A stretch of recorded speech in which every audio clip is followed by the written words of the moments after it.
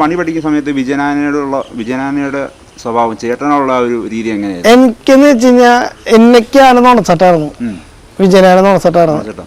ഇനി വടിയായിട്ട് പോകാൻ പാടില്ല, തോട്ടിയായിട്ട് പോകാൻ പാടില്ല ഒന്നല്ല. എനിക്ക് എന്ത് സാധനം കൊണ്ടു കൊടുക്കാറ് അത്തരം കാര്യമാണ് തന്നെ. അല്ലാണ്ട് വേറൊരു സംഭവമില്ല. വിജയനാനെ തെറ്റിക്കഴിഞ്ഞാൽ പിന്നെ പറയണ്ട. വിജയനാന്റെ തെറ്റാന്ന് വെച്ച് കഴിഞ്ഞാൽ വെറും ഈ പഴക്കൊലയും കാര്യങ്ങളൊന്നും കണ്ടു കഴിഞ്ഞാൽ അങ്ങനെയൊന്നും തെറ്റില്ല.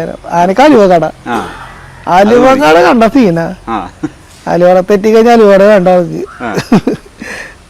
അങ്ങനെയാണ്. പിന്നെ വേറെ കുഴപ്പമൊന്നുമില്ല. പിന്നെ അലുവ കൊടുത്ത് പിന്നെ അലുവ ഫ്രീയറാണ് ആള്. അലുവയുടെ കാര്യങ്ങളെന്ന് പറഞ്ഞു കഴിഞ്ഞാൽ മുട്ടണ്ട. മുതലാളിമാരായാലും അലുവ എന്ന് പറഞ്ഞ ജീവനാള്.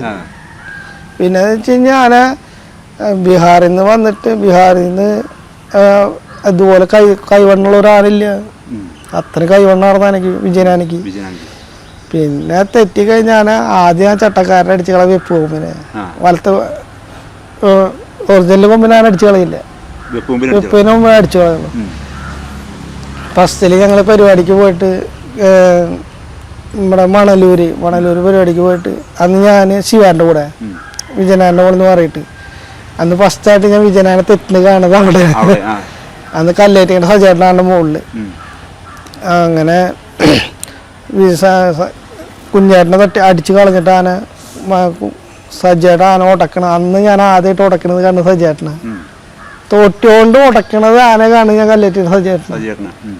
നമ്മളുള്ള കാര്യമുള്ള പോലെ പറഞ്ഞിട്ട് കുഴപ്പമില്ല. ഇല്ലാത്ത പറയും പിന്നെ നമ്മള് പറയാം അതാണ്. അന്ന് ആദ്യമായിട്ട് തോട്ടിയോണ്ട് ഉടക്കണത് കാണുന്നത് ഞാൻ സജേട്ടന.